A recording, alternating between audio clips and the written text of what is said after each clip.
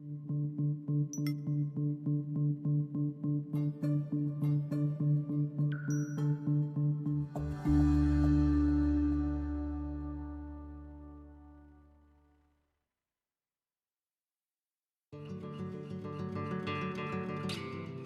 by day, little by little, we write the story of our lives.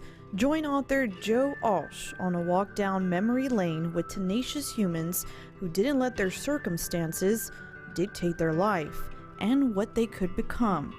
Welcome to the Lemon Tree Memoirs of Courage podcast.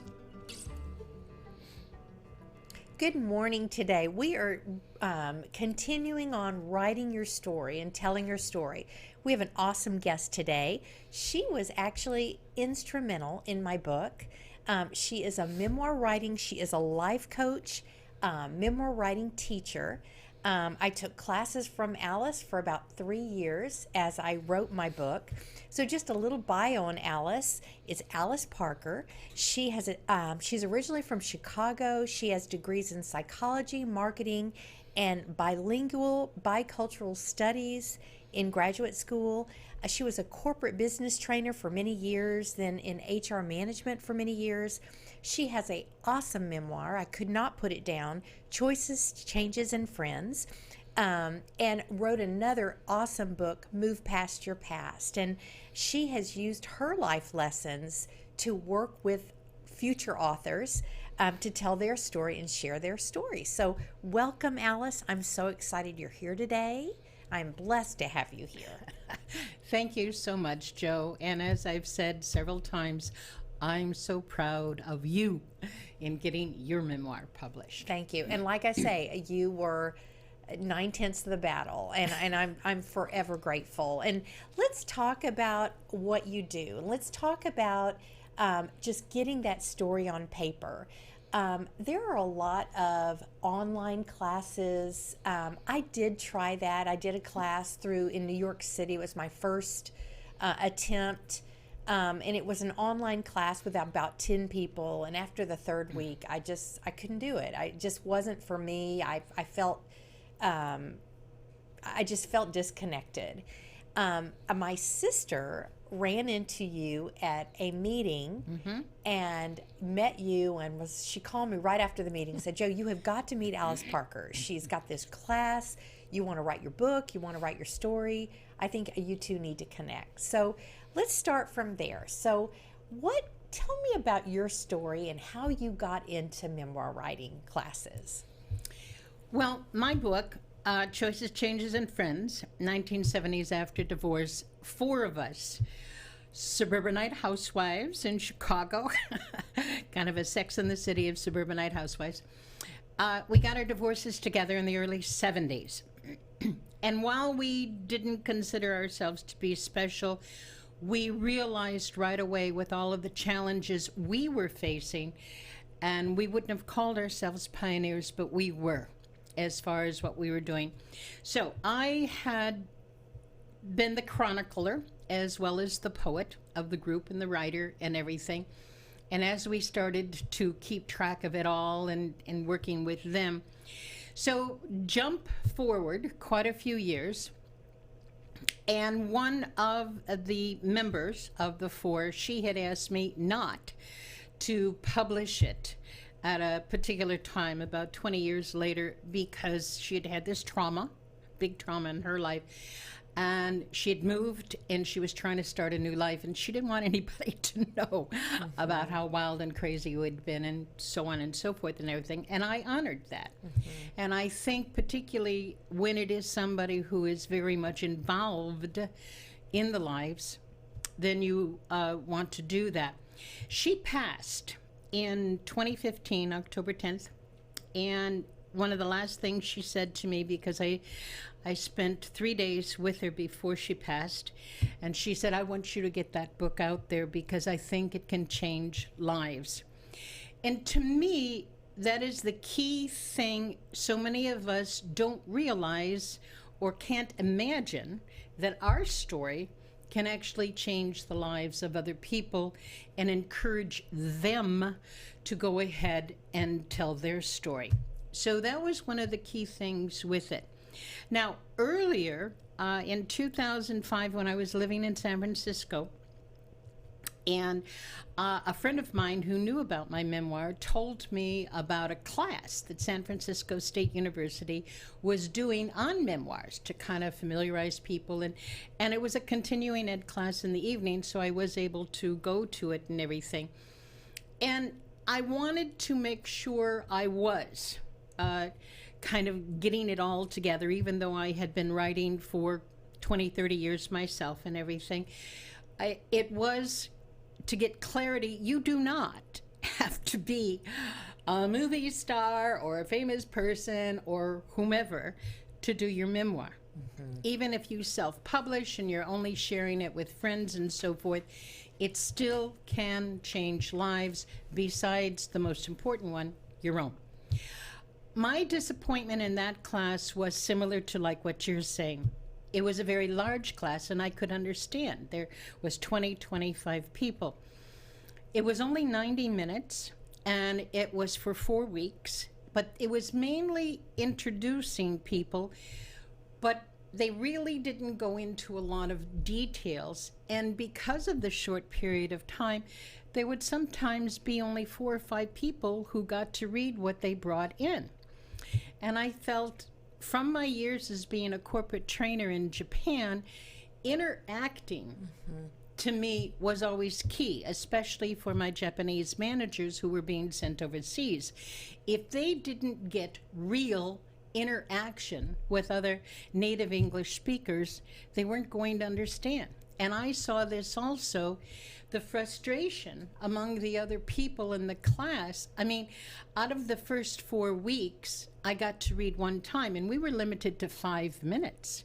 Wow. Yeah, which was considerably less than what I had for my students.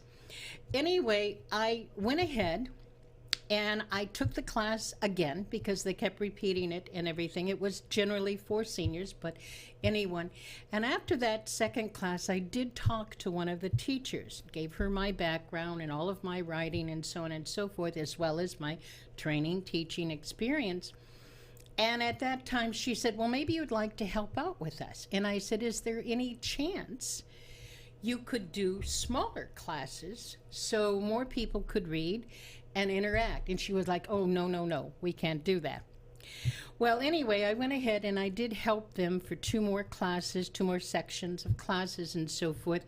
So I was very comfortable with the whole idea. And more than anything, that whole realization, everybody, absolutely everybody has a story. Mm-hmm. And some people are in total denial of that story, as far as like, oh, who am I? I never did anything. Then the other thing that I ran into once I started doing classes, excuse me, was making a rule. And my first rule was, no one edits you. In other words, I don't want your spouse, I don't want your siblings, I don't want your parents, I don't want your best friends.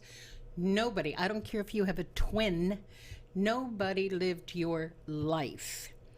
And the more that I worked with it, and especially being a life coach during that time too, and I was doing a lot of classes, and that was using my other book that I had written from a blog, Move Past Your Past, a process for changing your life. That was the key thing that I used in so many of my presentations and classes. And that was the whole realization of when you can talk, or more particularly write about different things in your life, you can really have that realization of letting it go. Just and you know, you heard me say how many times, every time we would start a new class and have newbies come in, I would say you're going to be hitting that wall as you start to build up with that you've pushed down so deep into you, and you keep hitting it, and once you get that comfortableness of sharing with the other people, and I would only let people do positive feedback. In other words, they could do questions or suggestions, but no one was a critic, not even me.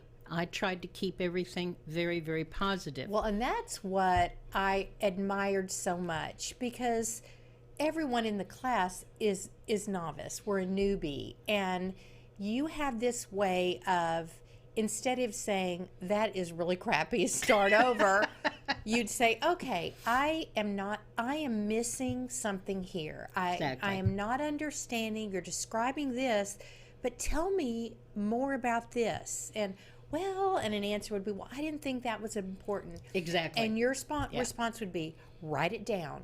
Yeah. Write it down. And just so the audience will know, every week we'd meet. It was 6-week courses. Yes, 2 hours. And 2 hours. There were, how many would you say in our class? I did not want to have more than 8 people in the class, so everyone got at least 20 minutes. Yeah. So, okay. So we all wrote 1,500 words. Yes. It didn't have to be chronological. No. It could be just what we were thinking about, because a book, writing your story is a huge undertaking. It took me 4 years. And I would get, some parts to my book were so difficult for me. Yes. I'd have to write, put it down, take a break. I think once in those 3 years, once or twice, I took breaks from the class. It was hard. It was very hard to share and open up and accept what was fact, you know. Sometimes I would read, and every eye in the room would be like saucers, like, okay, Joe, did that really happen? Yeah, kind of did. But anyway, you had this way. So just making the class come alive. Yes.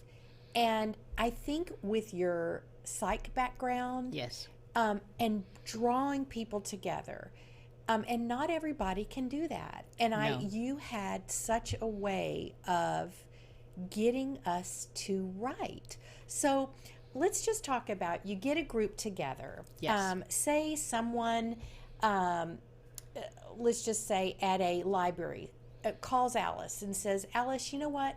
I want to do a group here, a memoir writing group. I've had requests. So you've got 10 people sign up. Mm-hmm. So the first class, what do you tell them as you introduce yourself, and just kind of walk the audience through how that starts? Well, I try to get their email right away so I can send them some basic information. I added a second rule, and that second rule, so not only are you not being edited, second rule is, if you don't write, don't come to class. And that's a great... I think it's very important, because while everyone had to agree, nothing in that room left the room. Mm-hmm. Okay?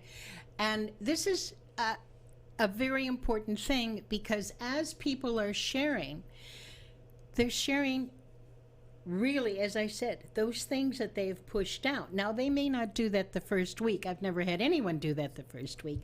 They want to get comfortable with the other people and have that feedback, not just from me, but from others. And I always said, getting those other 8 opinions, really, you will see, oh my God, that happened to me too.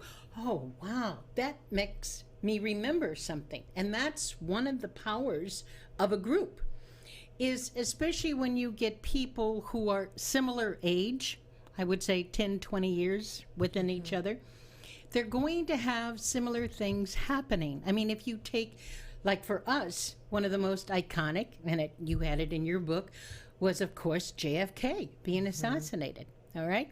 And the different stories that would come out with something like that. But you have that relationship. I'm relatable to you. You understand. You were through a simpler thing than I was. But the idea that I try to clarify, there will be tears. They can be tears of joy. It was the most amazing experience I ever had in my life. And, of course, the tears of release and sadness. I made it through that. And just that alone, that whole thing of overcoming challenges, I mean, that was the key thing in our book. That's how we became independent women, was overcoming that whole denial of divorced women in the 70s. And this is where it hasn't changed that much, not just because we're women, because I would usually have 40% men, 40% men, but a lot of men aren't that comfortable in the sharing, like a lot of women are. But anyway, so that was the main thing. But as I was saying before, I would try to let them know as they're getting more and more comfortable with the group and the sharing, that they will finally do a breakthrough of that wall. And this is, and I would tell everybody, this is like you're going whoosh, throwing that wet blanket off your shoulders, and oh my God, I feel so free. And they'd all kind of go, until it happened to them. And you saw this. And this was one of those things, I probably had at least one, sometimes two breakthroughs in each 6-week period. And again, some of them, it might have been their second or third or fourth 6 weeks that they were with me. Well, I have to share, a part in my book is I had this cat. I had, of course, very dysfunctional childhood, and I had this cat, and he was my best friend. He was my confidant. We were together. When I was at home, I was always with my cat, and he just vanished one day, and had the cat for about 2 years. And when I was reading that, I could not stop crying. I was uncontrollably sobbing. And one thing you said, Joe, it is nothing about the cat. And that was such a breakthrough for me. It was really what I was going through. It was my really understanding the depth of the grief and just the grief as a child, what I was going through. And you helped me so much understand that. One other thing I love that you do is we would have like show and tell every week. And what memoir teachers do that, but this was what made it so special, because we would bring something that we might be writing about, and our fellow writers, just an example, one of the women in our class was writing about her grandfather that was in war, and she brought his actual helmet to class, and you could see the inside of the helmet. His head was in that helmet. And how incredible to step into the past by looking at these special things, or newspaper clippings, or just a doll, or and that really helped us all step into each other's lives. You know, that was wonderful. You know, how you did that. Yeah. It wasn't a requirement, but as other people saw them bringing show and tell, they would think about something too. And I also, as you remember, very, very open. If somebody wanted to bring in some poems that they wrote, or other kind of things that was related to, as long as it was related to their whole story of their life, anything that would add to that. And it's kind of, there is nothing like a visual aid. We all know that, you know, and especially when you have people who are more kinetic, as far as they have to have that touch or have that realization.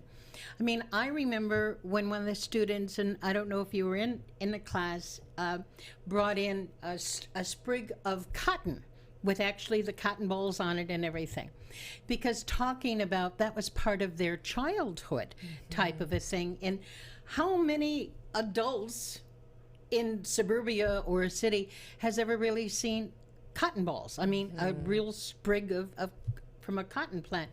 So these kind of things, I always felt you do whatever you need to do. And of course we had photos, frequently photos, and those were always so powerful and really made a difference. But again, the feedback that you would get from each other, and that kind of encouraging and spurring them on. And particularly, I had some students who, in the off times, because I would do the 6-week classes 3 or 4 times a year, and in the off times they wanted to have some private sessions, as you did.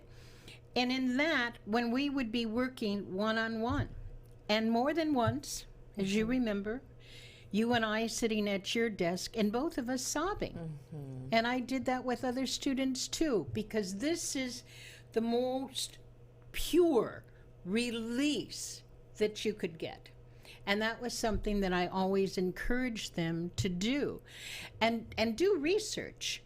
Because I would say, let's paint a picture in the background. What was going on in the world during that time? And that whole realization of, well, there was this going on or that going, oh, yeah, I was involved in that. Or, oh, my parents, or we were taken to that. So those kind of things that you may not remember specifically were jogging the brain, or as I said, pushing it forward. Because it's all in there. Yeah.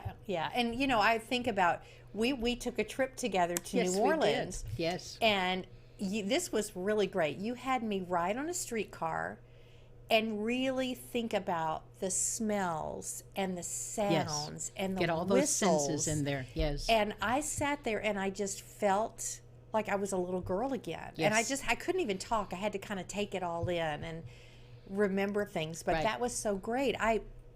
Also, when I was writing, I would go to estate sales. I would go to antique fairs, and seeing things from the 60s and 70s that I would remember as a child and teenager really did help me.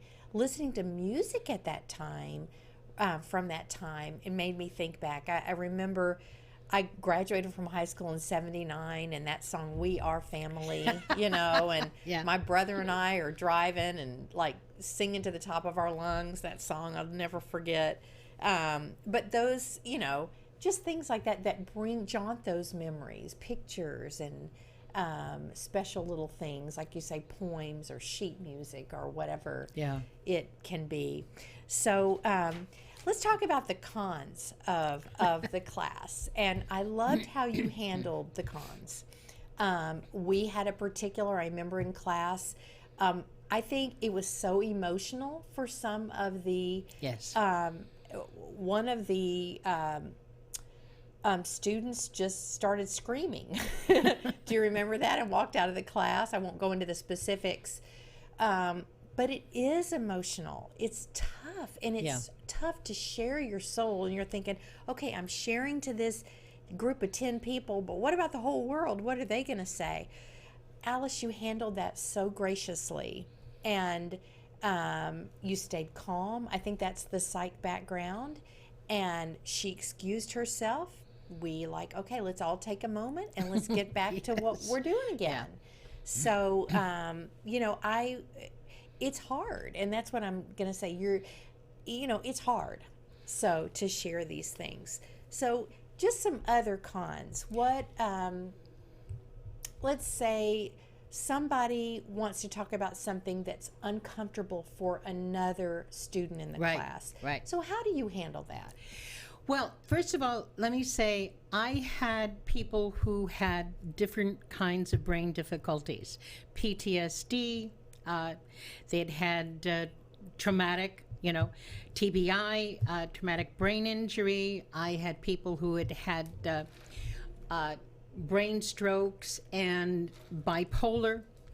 Several people had been referred to me by their therapist and everything. And it was that kind of a realization that sometimes there's going to be their eruptions, or they may take what you say or what somebody else says, turn it around and kind of take that personal or something. And this is where I would try to immediately jump on that and try to let them know this is all about your life. They're not talking about your life. They're talking about their life, not talking about your life.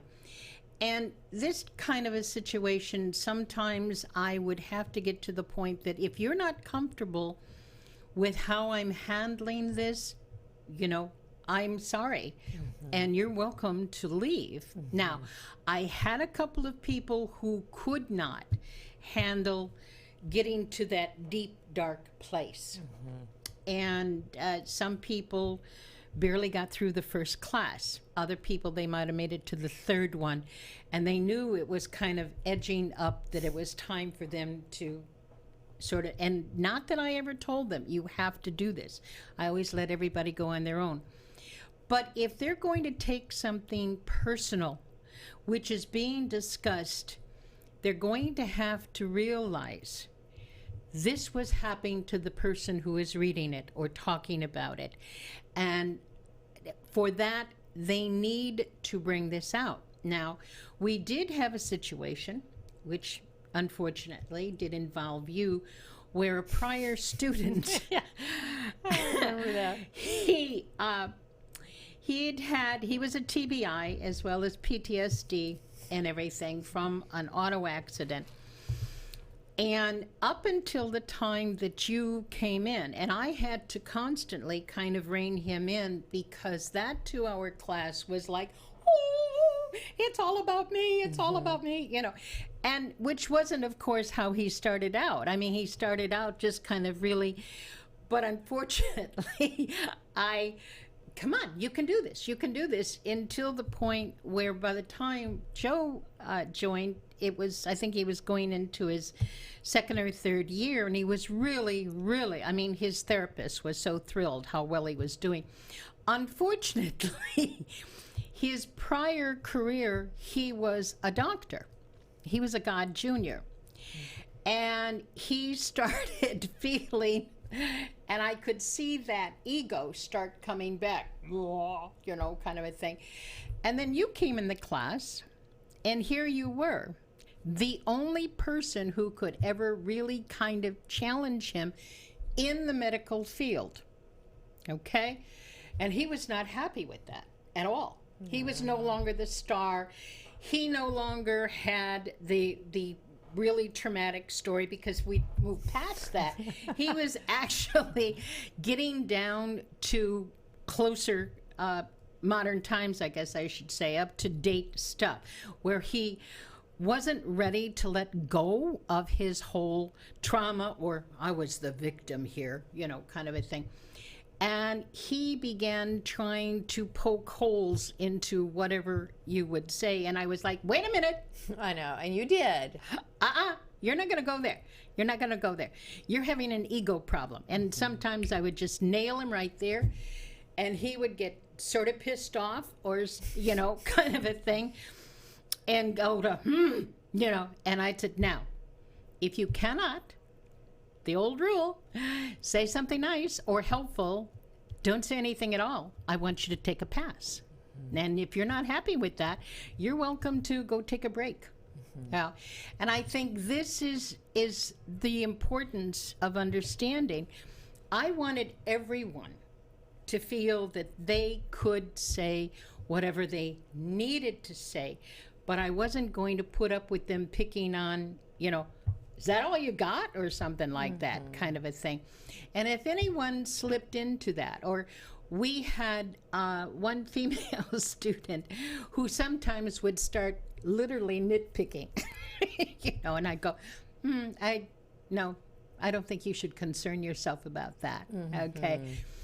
And I think some of them, they would also do kind of a sidetrack sometimes. And while, yes, you do bring in your parents or your siblings or your spouse or others like pets and so forth, if it is directly relatable to your story, or kind of gives us a wider view of how your parents really were, you know. And I have to tell you, my 10 years of teaching memoir writing, I've heard about a lot of parents where you just want to go, oh my God, that goes way beyond a piece of work. I mean, you know, they're certifiable. But it was kind of that whole idea that I always tried to encourage. You can rise above this. You can rise above this, because there are so many people who hang on to that bad childhood, and they hang on to the victim, or they go into the whole self-sabotage, which was one of the big things I would talk about so much in classes, my private classes. And this is where, to me, memoir writing can bring you out of that. that whole throw that wet blanket off. You can be the genie in your bottle. Well, and it's so true, because I've had people say, Joe, do you mind having everybody know your business? And I don't. It's so freeing. I was nervous at first, like, what if I get bad reviews? What if it's horrible? And I did get my first really bad review, which hurt my feelings. I was a little down for a couple of hours, and then I thought, you know what?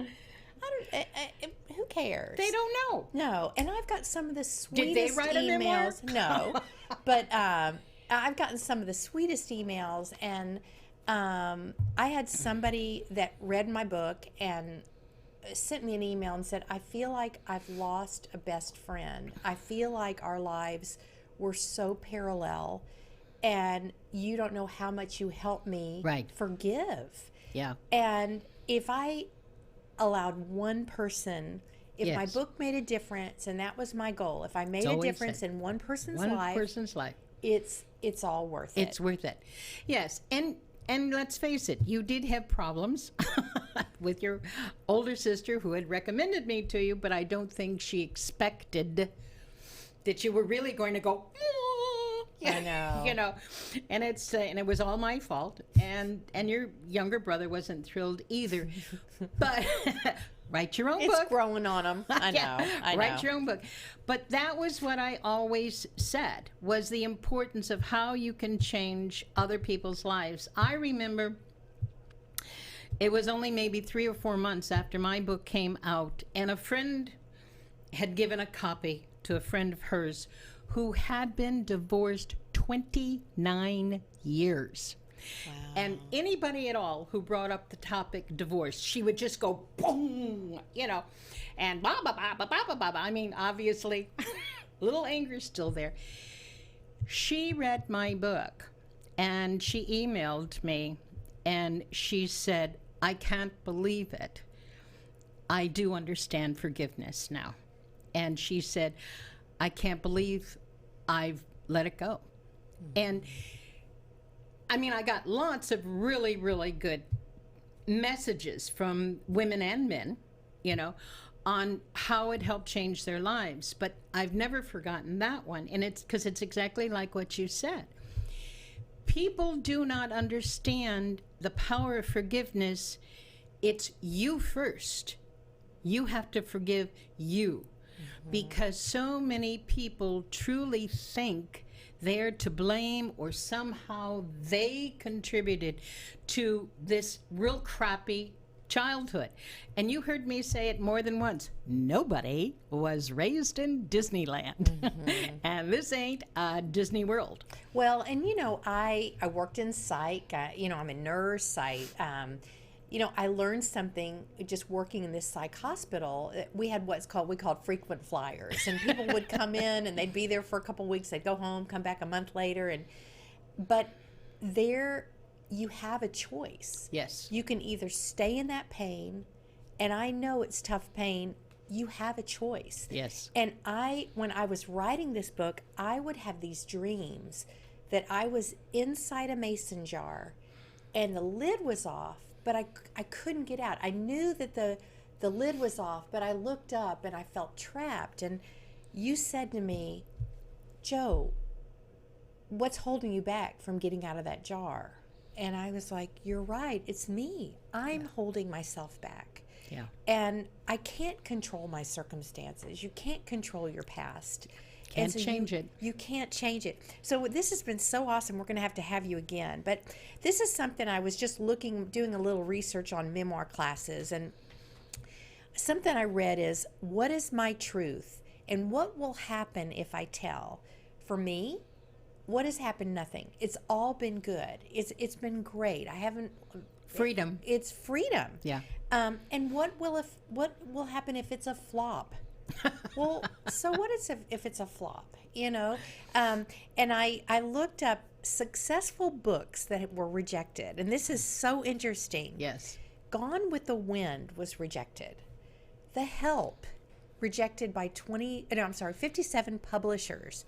The Giving Tree, which is my favorite book, that was rejected. The Life of Pi. The Wonderful Wizard of Oz. That story was rejected. Twilight was rejected. And of course, we've all heard the Harry Potter books. 240 Those times were or something. rejected too. So Yeah. successful books, if you have a story, you never know. And You just have to find the right person that has that realization, because I know, like you said, a couple of reviews I had like almost instantly on Amazon, and the book is 555 pages. Nobody reads it instantly. And I could tell right away they were probably in their mid-20s, and they were male, and they said, who wants to read about a bunch of old ladies having sex?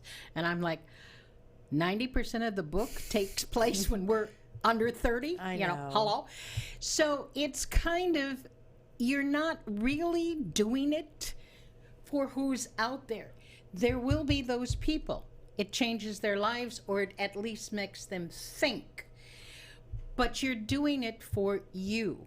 And that's what it's all about. And that's why I helped so many of my students get published. And there's so many genres too. There's yeah. fiction, there's sci-fi, there's romance novels, and memoirs. There is a certain reader that loves memoirs. So, for me, I love memoirs. I have 2 or 3 waiting in the wings. I loved your book. And it is a longer book. It did take me a few days to read, but it was captivating. And Thank you. got through the whole thing. There were so many sad parts. There were funny parts. Yes. And just that friendship, Right. and just being there for each other. Yeah, we weren't perfect, obviously. And as we grew, we actually grew more and more independent away from who we had been, some of us more than others. And it's one reason why I'm working for that connection to get it made into a streaming TV series, because I do feel it will help change people's lives as well as entertain. It is very funny. I mean, we were so naive and we made so many mistakes, but we learned from them. And I think that is a realization in writing your memoir too. Look what I overcame. Look what I've really risen above and everything. And staying positive is the most important thing. It is. So if you want to be in a memoir writing class, you can go through a university. Our class was continuing ed, which was wonderful. You can go to your rec center. There are writing clubs, and of course, going online writing workshops. And if you want to reach Alice about starting a group in the DFW area, or I do take private students, because even long distance, we deal with email, and we talk on the phone. yeah, and there's Skype too. Oh, so yeah. how can we reach you, Alice?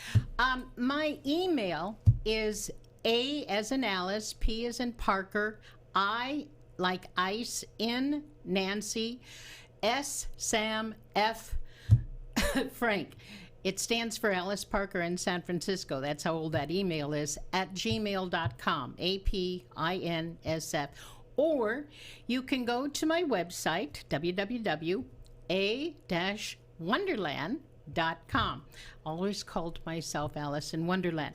I have my books listed in there, and I actually sell them through PayPal, which I'm happy to autograph them for you and mail them back to you, all for $25. So That's awesome. That's do awesome. that. But I have 3 private students now I'm working with, and one of them is one of our former students, and I have shared, of course, your book, and you did, as I told you. 2 of the ladies, they read your book, and it made a difference for them, because one also went through molestation. So, and the other one, it was simply encouraging her to get over that whole other people telling her, oh, you can't do that. I know. Don't do that. Don't do that. Kind of a thing. Just suck it up, kid. No. Write about it. It's the best therapy. Well, thank you so much, Of Alice. course. I know it's going to be a wonderful year for you in 2020. Get her book. It's fantastic. Both books. Move Past Your Past is more of a self-help. Yes. Choices, Changes, and Friends is just about her adventures after divorce. And thank you so much. Thank you, listening audience. And we have a great guest next week, so we're looking forward to seeing you guys again, and have a great, blessed day. Thank you. Thank you for joining us on the Lemon Tree Memoirs of Courage podcast, hosted by author Joe Alch. You can find more information on Joe's beginnings and the Lemon Tree at thelemontreebook.com.